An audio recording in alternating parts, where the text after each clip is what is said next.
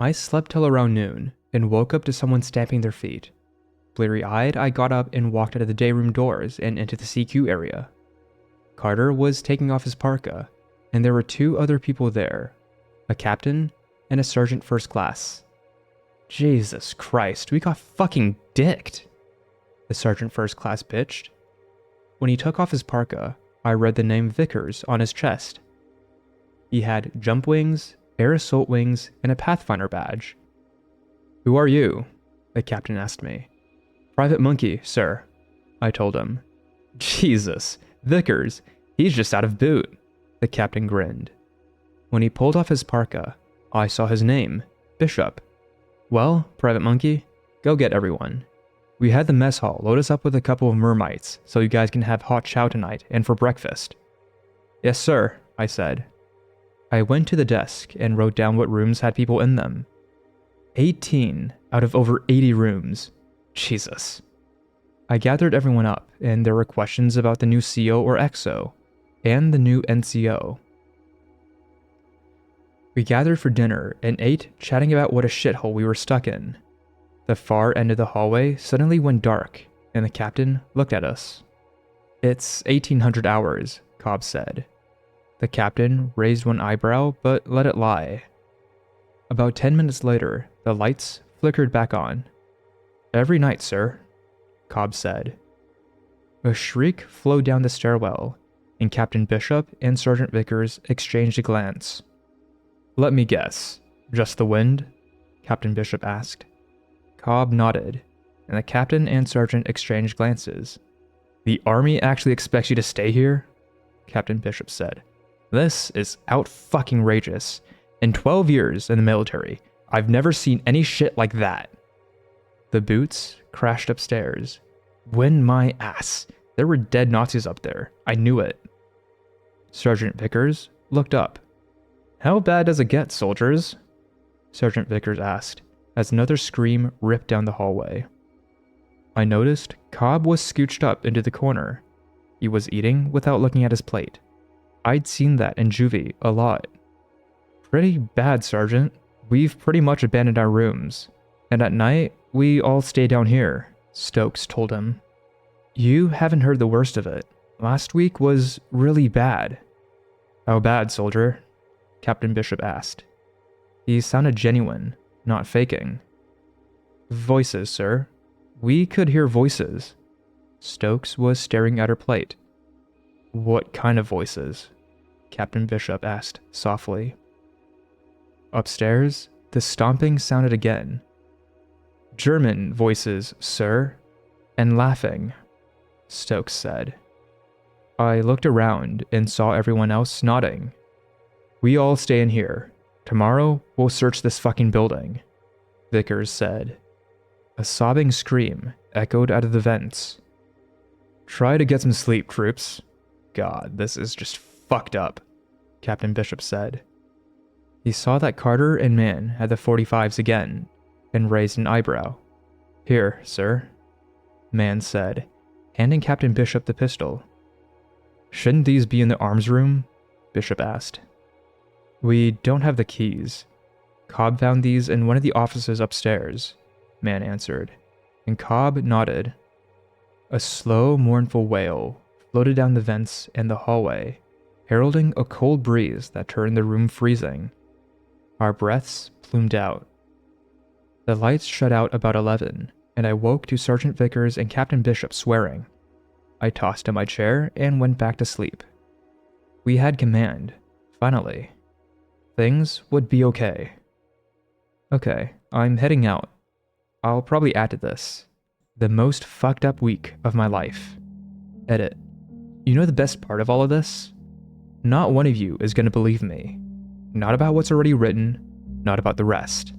Hell, when I was stationed at other posts, nobody believed the shit we saw during the months leading up to getting the unit operational. The fucked up shit, all the shit we saw, and what the army did about it, nobody's going to believe. Tomorrow, I'll post what happened the next day, what we found out about the building, and what happened to Cobb. Where was I? Oh yeah, the third night I'd spent there. I woke up early. It was around 04:30 and cold as shit in the room. I got up, stretched, and pulled on my boots and BDU top. Curious, I took my lighter and lit it, then ran it around the edges of the windows. Nothing. The flame didn't even flicker. It didn't flicker near the vents either. There wasn't any air coming into the rooms through the vents or windows. Damn it. Wait, what? Ah, fuck. The furnace was out again. No, hell no. I'm not going back in that room, ever. Not even with a gun. Not even with a rocket launcher. Not even with a tank. Coward bubbled up from my mind. Against a man? No. Against a beast? No. Against a water heater that breathed in a furnace that was probably used to burn people alive? Fuck yes. It's not like I'm the only one scared. These guys and girls were all people who'd been in for years, and they abandoned their rooms because of this shit. No, I refuse to be afraid. There's no such thing as the fucking boogeyman, and there's no such thing as ghosts. It's the 1980s. Nobody is afraid of ghosts anymore. I slipped out of the day room and into the CQ area. Carter was leaned back in the chair, fucking with the rabbit ears on top of the little television, trying to get Sesame Street to come in clearer. Another guy that I'd seen around but not really interacted with was reading a book. I waved to both and headed to my room. The hallway lights were on, but it still felt dim. I unlocked my room, retrieved another uniform and some underwear, grabbed a towel, and took a shower and shaved. I felt better in a clean uniform. I gathered up my laundry bag and headed to the laundry room. I memorized the barracks map that was in the logbook when I had assistant CQ. I tossed in my dirty laundry into the washer and added some Tide, then headed out to the CQ area. "Sleep good, Private Monkey?" Carter asked, stretching and yawning. "Yep, sure did, Specialist." A moan drifted down the stairwell. "Good morning, soldiers," was Captain Bishop, and he sounded way too cheery for a man who had just spent the night in this hellhole. I could hear Sergeant Vickers waking up people in the day room. Bishop walked up to the CQ area and rested his elbow on the counter. "We're going to search the barracks today. There is 20 of us. We'll break into teams of 4. I want every locker, every room, every closet, every bathroom checked. If the door doesn't open with the keys we have, kick the goddamn thing in," Captain Bishop said. I could hear Stokes lurching into the CQ area. Her knee didn't work worth a shit. "What about the arms room and the NBC area?" "We don't have keys for the locks, and they're pretty serious locks," Carter asked, bringing a ring of key out of the desk door. "We have 6 master keys, and 4 keys for each room. Unless someone is staying in the room, then we only have 2 or 3 keys." "We'll figure that out after lunch. We'll have breakfast, I'll assign teams, and we'll knock this out by lunch."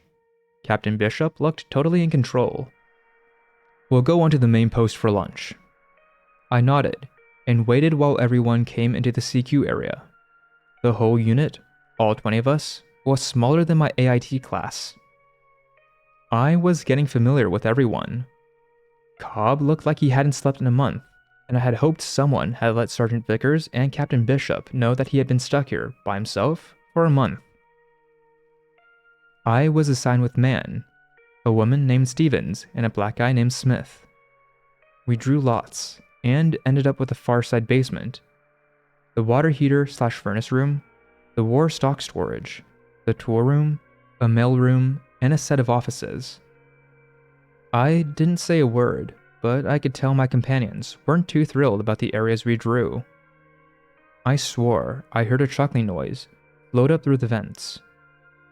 We walked silently down the hallways, past the double doors, and then into the stairwell. When we opened it, freezing air poured over us, and I took my gloves out of my thigh pocket and pulled them on.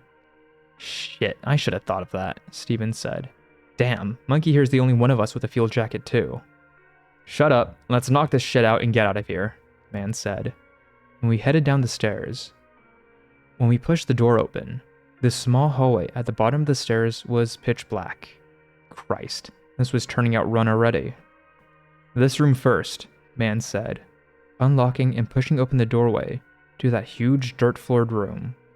I felt fingers tickle up my spine as I looked at the dark maw of the doorway. Was it just my imagination, or did our little hallway get darker somehow? Okay, fuck this. I'm a US Army soldier, there's no such thing as ghosts, there aren't any dead Nazis stalking around these barracks. I pushed past Man, snapped on my flashlight, and dropped it into the pocket of my field jacket. The others followed me. Okay, spread out to double arm intervals, Man said. I scooched my way between Man and Stevens. That way I wouldn't be at the end, and I wouldn't have to touch the walls. I was a clever monkey. I'm not near a wall, Smith said. Man went by me, and I heard some movement. Shit, where's the wall? Man asked. I suppressed an urge not to run for it. I heard Stevens breathing heavily and squeezed her hand. She squeezed back. Okay, damn. This fucker's about 8 people wide, Man said. I ran the numbers in my head. The room was damn near the size of the barracks, but the doorway opened up against the far side, and it was right down the stairs. The dimensions didn't fit. Man came back and grabbed my hand, and I realized that it was probably because it went underneath the lawn. Duh. We walked forward, shining our flashlights on the ground. Smith had pointed his at the other wall. We saw several rats slither into the holes in the concrete, and the water heater looked more sad than menacing. It must have been around 20 years old, and wasn't holding up well. We finally reached the far end. I'm gonna reload the furnace, I told them. Man told me to go ahead, and the 3 of them talked while I sweated through reloading the feeder chute and starting a new fire. Ready? Let's get out of this fucking room, it's creepy, Man said. We all nodded in the light from the furnace, and then we got the fuck out of that room. In the hallway, Man kicked the lantern I'd left there God knows how long ago, and it bounced off the wall and shattered. Nice going, Man, I said. What the fuck was that? Smith asked. An oil lantern. I used it the other day when I refilled the fucking furnace, I replied. No fucking way. There's nobody that would go through that fucking room by themselves, Stevens said. At ease that shit. Let's hit the war stocks room. The calling me out on reloading the furnace the other day stopped, and Man unlocked the war stocks room. What the fuck is war stocks? I asked. Well, our unit has to have up-to-date stocks to roll out in case the Soviets or East Germans jump. So it's stored in this room. What the fuck? I looked up over Man's shoulder. Nothing. The room just stretched out into darkness. This is bullshit. Cobb and I loaded this shit off of 5 tons. I goddamn know this room was fucking full. Man swore, stepping into the room. The wind grabbed the door out of Steven's hand and slammed it shut. We could hear Man yelling and trying to open the door, and we tugged on it hard. The handle was ice cold, and the wind was swirling around us, making an unearthly banshee wail the whole time. The wind quit, and the door flew open. Man fell on the floor and scrabbled away from the empty gaping door. His eyes were huge, and it was probably the most frightened I'd ever seen someone. He kicked the door shut and scrabbled to his feet. What? I asked. There's someone in there, Man said. Bullshit, I said. I pulled the door open and stepped in. I expected it. I knew it was going to happen, but the wind shrieked and the door slammed shut behind me. The floor was concrete, and I began walking the length. Fuck this. There's no such thing as ghosts. There's no such thing as monsters. I found the 2 huge double doors that opened onto the loading dock according to the map I'd memorized. The doors were chained shut from the inside. There were a few wooden chunks, but that was it. I ignored the breathing noise on the inside wall. That was the water heater. I ignored the low chuckling laughter. That was the furnace. I ignored the footsteps. That was echoes of my boots on the concrete. As I started walking back towards the door, I felt the hairs on the back of my neck stand up. A warm puff of cold air at the back of my neck and bald head. I must have passed under a vent or air leak. 1 step, 2 steps. It's just the air. 1 step, 2 step, 3. Okay, run, dumb shit. I hit the door with my shoulder, like I just plowed the Tumwater quarterback. My shoulder slammed the bar nearly flush with the door, and the door crashed open. Stevens and Smith went reeling away, and I turned around and kicked the door shut, putting my back against it and holding it. "Someone in there?" Man asked. I straightened up and adjusted my BDU top. "No, just my imagination." I stepped over by him. Smith locked the door. "Did you find any of those pallets?" I shook my head. "The pallet jacks?" No again. "Where the fuck did it all go?" he asked. "Maybe another unit stole it. Or black marketers," I said, rubbing my hands together. Damn, they were freezing. Everyone nodded. That's what happened. We'd tell the MPs, and the CID would investigate. The MREs, uniforms, TA-50, concertina wire, body bags, tents, and camo nets would never be found. The tool room was empty, and I stood in the hallway, warming up, while Stevens and Smith checked it. No tools, but man assured me that the trucks with the tools had not arrived yet. He told me that Cobb and he had spent the first 3 days moving the beds, dressers, desks, and refrigerators up into the rooms and the offices on the other side of the basement. While he talked, he opened the mailroom door, and we swept our flashlights around inside. Nothing. According to him, they'd just finished loading the furniture into the rooms the day I arrived. "Hey, I have a question," I said. "Shoot," he answered, holding open the door while Stevens and Smith left the tool room.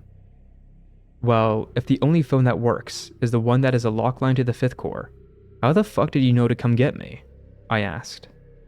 It had been bothering me since the night before. Man laughed and explained. Apparently the number they had for my unit at the reception center/rec center was the number to the 5th Corps office, and they'd call the unit on the lock line. Duh, I should have figured that out myself. We pushed at the door to the outside, but only managed to get it about 2 inches open. We could see packed snow around the edges, and gave up. "Where do you suppose the lieutenant ended up?" Smith asked, as we entered the stairwell. "Fuck him, he got what was coming to him," Stevens swore. "He's probably in the back parking lot. If he went around the building, he would have gotten lost behind us. There isn't shit behind this building, but snow, trees, and eventually the ski resort," Ben answered. We pushed into the hallway and ran into the group searching the first floor. They hadn't seen Jack, so we helped them sweep the rooms on the first floor. "Captain Bishop and Sergeant Vickers are checking the 3rd floor," Stokes told us from the hallway, while Man and I searched another barracks room. "What the fuck are they doing up there?" Man asked. "There isn't shit up there but empty rooms and the attic access." "They think whoever it is that's fucking with us is hiding on the 3rd floor," Stokes answered. Man laughed. "What's so funny?" I asked. The boxheads who are doing construction refuse to refurbish those rooms. They wouldn't even repaint the offices. The 2 of them are in for a shock," Man told me. "Boxheads?" "Germans." "What's the surprise?" I asked. Hell, asking this kept my mind from putting monsters under the beds to jump me. "The walls still have all the old Nazi paintwork. We're talking swastikas and lightning bolts and eagles," Man replied. "It's like something out of a World War II movie." "Why is it that the fucking Nazis are creepy?" Stevens asked me. "I lived in the South and we had the Civil War, but you never hear tales of dead rebels killing people." "They weren't evil," Smith said, stepping into the hallway. "They might have been slaveholders and the like, but they weren't evil like these assholes were." We stayed silent while we checked the laundry room, the broom closet, and finally ended up back at the day room. The other groups dribbled in, and finally Sergeant Vickers and Captain Bishop showed back up. Both of them looked disturbed. "Get everyone together. We're going back to the main post. You guys have a hot lunch," Captain Bishop told us. "Did you know that if you really needed to, you can fit 10 people in a Chevy Blazer?" We pulled up to a mess hall and we all bailed out. Lunch wasn't great, but it was hot, it was fresh, and that made it good. Hey Monkey, you still got that bottle I gave you? The person I'd met first, Specialist Thompson, asked me. Yeah, I left it in my room. I kind of forgot about it, I answered. The CO told me to take the CUCV to the Class 6. He pitched in. We're all going to sit in the day room and get drunk tonight. You want anything? I dug in my wallet and pulled out a $20 traveler's check. I signed it and handed it to him. Grab me a bottle of Wild Turkey. Here's the rest to make sure everyone else has a bottle, I told him. He looked surprised. Cobb lit 2 cigarettes and handed me one absently. I took it even though I didn't smoke, and leaned back in my chair to belch.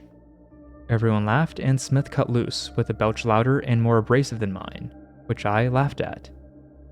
Say, Monkey, have you figured out why the barracks are haunted? Smith asked. I shook my head and coughed from a drag of the cigarette. Well, this post wasn't even discovered till after World War II was over. It was found by some guys who got lost. This is one of the SS training grounds. The Welcome Center is featured on a few old documentaries as having Hitler inspecting the SS units in front of it. Our building, however, wasn't discovered until the early 1960s, and even then, it wasn't really examined until close to the 1970s. Rumor Control says that the first guys in it vanished, and the area was listed as restricted. I nodded. I'd heard the Major bitching about the fact that this area was listed as a restricted area on the map. Here's the fucked up part, Monkey. This place was where the SS cadre, the trainers, were barracksed. It was also there that they practiced new techniques and kept their skills sharp. Torture, I said. The heads around the table nodded. You mean to tell me that the army, the U-fucking-S army, is making us live in a place where motherfuckers who are the standard for evil tortured people to death? Everyone nodded, and I spent the rest of the time till Captain Bishop and Sergeant Vickers picked us up, trying to figure out who I'd pissed off to end up here.